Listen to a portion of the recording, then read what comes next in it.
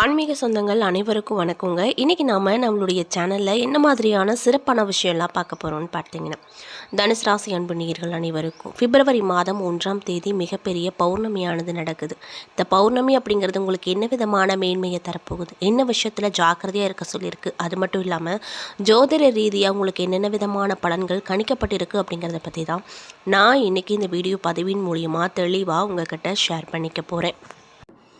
இந்த பதிவில் சொல்லக்கூடிய எல்லா விஷயமும் கண்டிப்பாக உங்களுக்கு ரொம்பவே பயன் தரக்கூடிய விஷயமாக தான் இருக்க போகுது. ஸோ வீடியோவை ஸ்கிப் பண்ணாமல் தொடர்ச்சியாக பாருங்கள். அது மட்டும் இல்லாமல் உங்களுக்கு மாரியம்மனை ரொம்ப ரொம்ப பிடிக்கும் அப்படின்னா இந்த வீடியோ கூட லைக் பண்ணிவிட்டு உங்களுடைய ஆழ்மனதில் நிறைவேறாத விஷயங்கள் அப்படின்னு சொல்லிட்டு நிறையவே இருக்கும். அதில் ஏதோ ஒரு விஷயம் நடக்கணும்னு சொல்லி மனதார வேண்டிட்டு நம்மளுடைய கமெண்ட் பாக்ஸில் மாரியம்மனுக்கு போற்றி அப்படின்னு சொல்லி மறக்காமல் பதிவிடுங்க. இந்த சமயத்தில் நீங்கள் அந்த அம்மனை நினச்சி இப்படி ஒரு விஷயம் பண்ணும்போது கண்டிப்பாக நீங்கள் என்ன விஷயம்லாம் நடக்கணும்னு சொல்லி மனதார நினைக்கிறீங்களோ அந்த விஷயங்கள் அனைத்தையுமே நிச்சயமாக அந்த அம்மன் நடத்தி கொடுப்பாங்க. ஸோ நம்பிக்கையோடு இந்த ஒரு விஷயத்த பண்ணி பாருங்கள். மேலும் இது போன்ற ஆன்மீகம் சார்ந்த வீடியோஸ் எல்லாம் நீங்கள் முழுசாக பார்த்து தெரிஞ்சுக்கணும் அப்படின்னு ஆசைப்பட்டால் நம்மளுடைய முருகன் ஆஸ்ட்ரோ சேனலை மறக்காமல் சப்ஸ்கிரைப் பண்ணிவிட்டு கீழே இருக்கும் பெல்லைக்கானையும் மறக்காமல் கிளிக் பண்ணுங்கள். அப்போ தான் நம்ம சேனலில் போடுற எல்லா வீடியோவுமே நோட்டிஃபிகேஷனாக உங்கள்கிட்ட உடனுக்குடனே வந்து சேரும். ஸோ இப்போ வாங்க நம்ம வீடியோக்குள்ளே போய் இவங்களுக்கு என்ன விதமான மாற்றம் கிடைக்கும் அப்படிங்கிறத பார்க்கலாம். 12 ராசிகளில் ஒவ்வொரு ராசிக்குமே வெவ்வேறு விதமான குணங்கள் இருக்கும் அப்படின்னு ஜோதிட சாஸ்திரத்தில் சொல்லப்பட்டிருக்கு.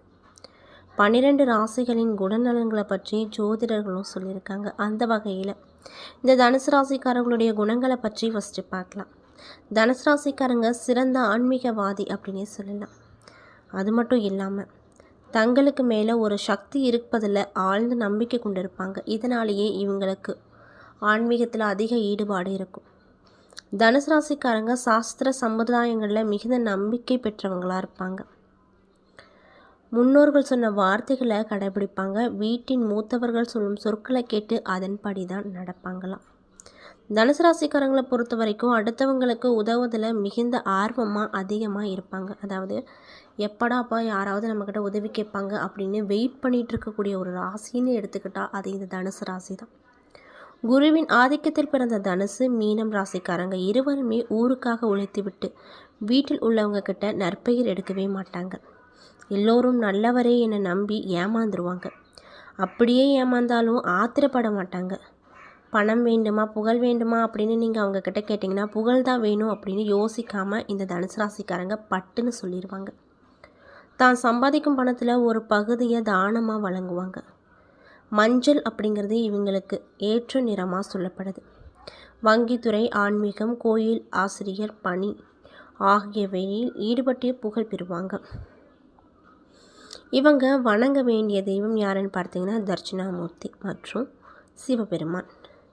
சிவன் வழிபாடு மற்றும் பிரதோஷ வழிபாடு ஆகியவை இவங்களுக்கு ரொம்பவே நல்ல நற்பலன்களை அள்ளி கொடுக்க செய்யும் அப்படின்னு சொல்கிறாங்க. ஸோ பிரதோஷ வேளையில் சிவபெருமானை நினைத்து விரதம் இருந்து பாருங்க, கண்டிப்பாக உங்களுக்கு நல்ல பலன் கிடைக்கும்.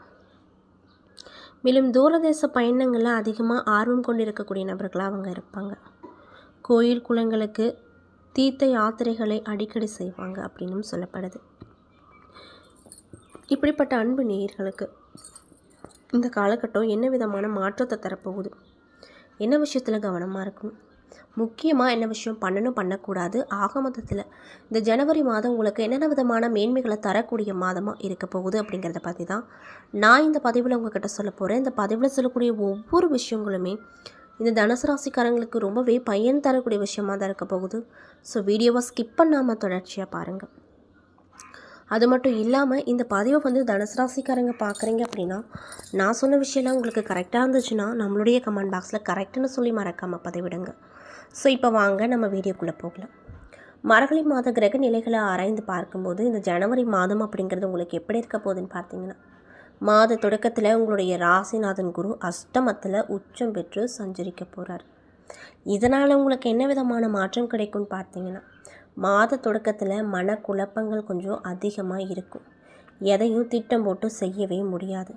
விரயம் கொஞ்சம் கூடுதலாக தான் இருக்கும். மார்கழி 6ஆம் தேதி குரு பகவான் மிதுன ராசிக்கு வந்திருக்காரு. அப்பொழுது அவர் உங்கள் ராசியை சப்தம பார்வையாக பார்க்குறாரு. இதனால் உங்களுக்கு என்ன விதமான மாற்றம் கிடைக்கும் அப்படின்னு பார்த்தீங்கன்னா, இடர்பாடுகள் அப்படிங்கிறது நீங்கும்.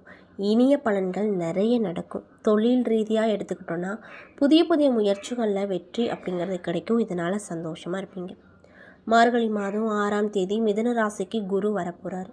அவரது பார்வை அப்படிங்கிறது உங்கள் ராசியில் பதியுது.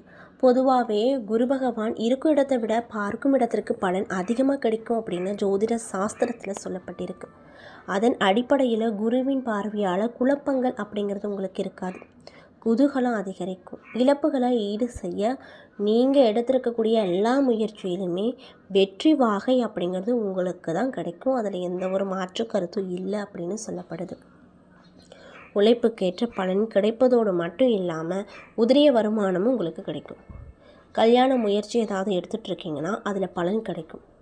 கடமையை செவனேன்னு செய்து முடித்து பாராட்ட பெற்று மகிழ்ச்சியாக இருப்பீங்க. குருவின் பார்வை சகோதர ஸ்தானத்திலும் லாப ஸ்தானத்திலும் பதிவதால் உங்களுடைய உடன்பிறப்புகளின் திருமண வாய்ப்புகள் கைகூடி வரும். உடன் பிறந்தவங்க பகை மாறி பாசம் காட்டுவாங்க. பூர்வீக சொத்துக்களை தக்க வைப்பதில் பாகம் செய்து கொள்வீங்க. தொழில் வளர்ச்சியை பொறுத்த வரைக்கும் இந்த காலகட்டம் உங்களுக்கு எப்படி இருக்குன்னு பார்த்தீங்கன்னா, திருப்தி தரக்கூடிய வகையில் இருக்கும்.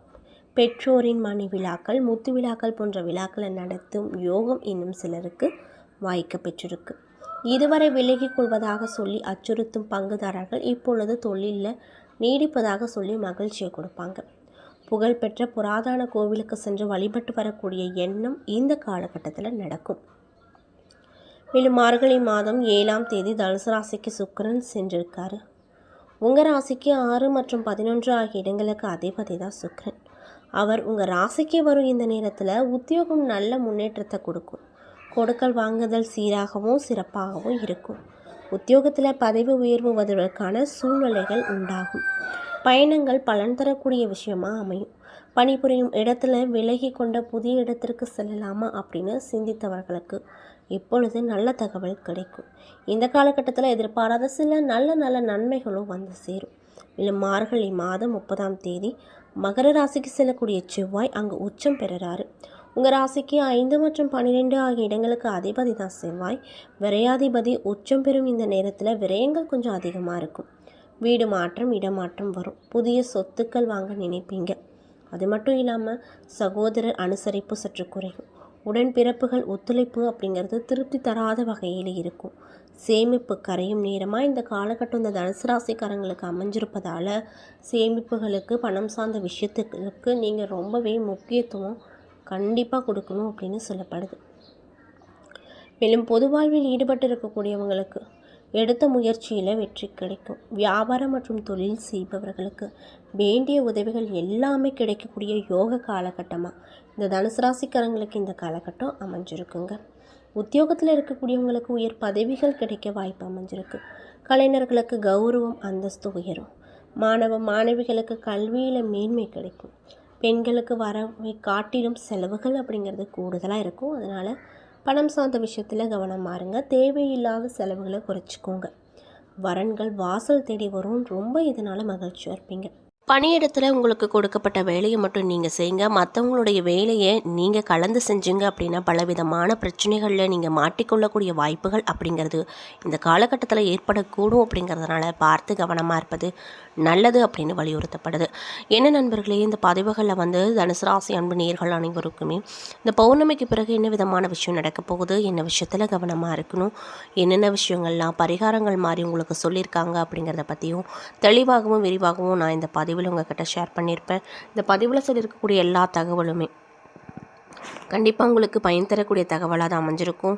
ஸோ வீடியோ பிடிச்சிருந்தால் லைக் பண்ணுங்கள், ஷேர் பண்ணுங்கள். அது மட்டும் இல்லாமல் இது போன்ற ஆன்மீகம் சார்ந்த வீடியோக்கள் எல்லாம் பார்க்கணுன்னா மறக்காமல் நம்ம சேனலை சப்ஸ்கிரைப் பண்ணிவிட்டு பாருங்கள். நன்றி.